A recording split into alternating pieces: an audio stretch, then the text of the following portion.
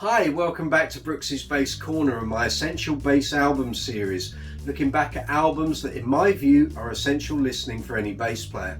It might be an album that sold millions worldwide and thrust the bassist onto megastardom, or it might be an album that didn't sell particularly well, but cut a niche for a particular bassist to propel the band onto greater things.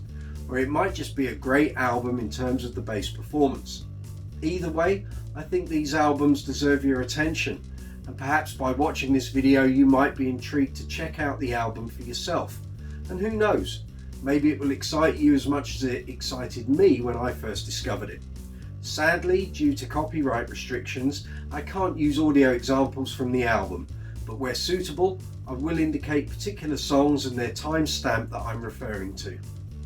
If you enjoyed the video, please hit the subscribe button below. Hit the notification bell so that you receive notifications when I post new videos, and please give the video a thumbs up, I'd really appreciate it.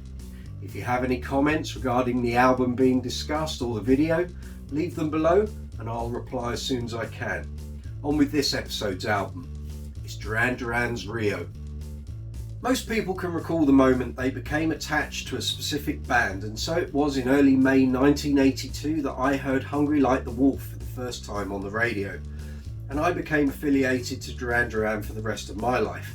They'd been on my radar, but that single tipped the balance for me, but it also caught the ear of the music buying public around the world. Rio was released in the same month, eventually reaching number 2 in the UK album charts and number 6 in the US, and with its heady mix of rock, disco and synth power pop, its quartet of hit singles and travelogue videos, life for the band would never be the same again. The effect that album had on music, fashion and pop imagery for the next few years was indelible. The album was everywhere in 1982 and 1983. The videos still resonate now, some 38 years after they were first aired.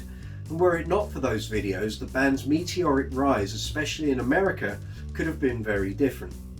It also propelled the bass playing skills of John Taylor to the forefront of the band's signature sound. His tone and playing style were copied by as many bassists as female fans that adored his image from posters on their walls. When you consider his age at the time this album was recorded, and that he'd only been playing a few years, you begin to appreciate what a player he was and still is.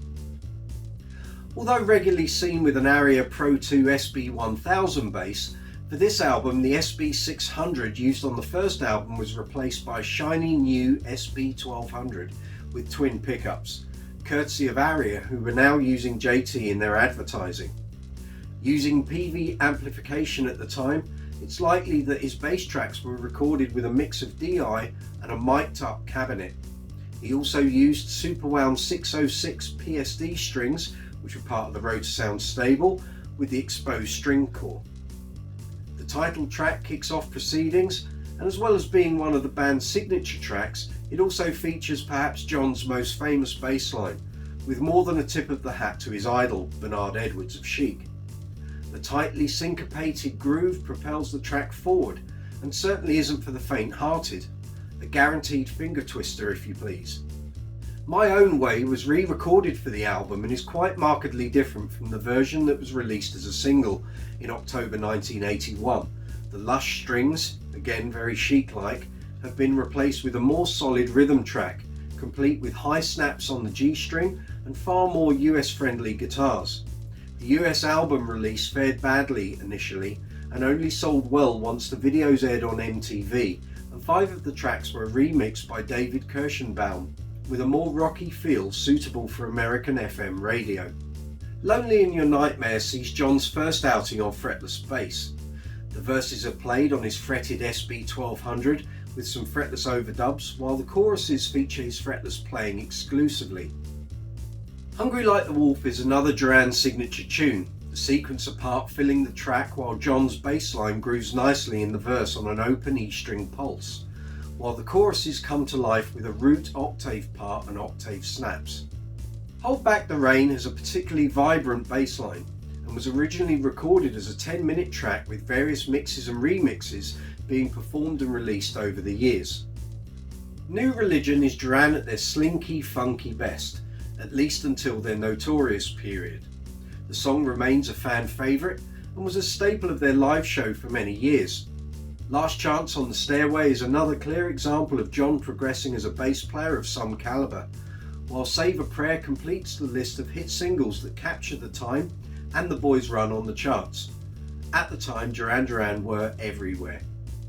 The Chauffeur is another fan favourite, along with a slightly risque video, that has transcended the band over the years, with synth, new wave and goth fans all quoting its influence on them. They knew they had to deliver a killer second album to build upon the success of the first, and boy did they come up with the goods. If you enjoyed the video, please hit the subscribe button below, hit the notification bell so that you receive notifications when I post new videos, and please give the video a thumbs up. I'd really appreciate it. If you have any comments regarding the video or the album, please leave them below and I'll come back to you as soon as I can. Look forward to seeing you here again on Brooksy's Bass Corner.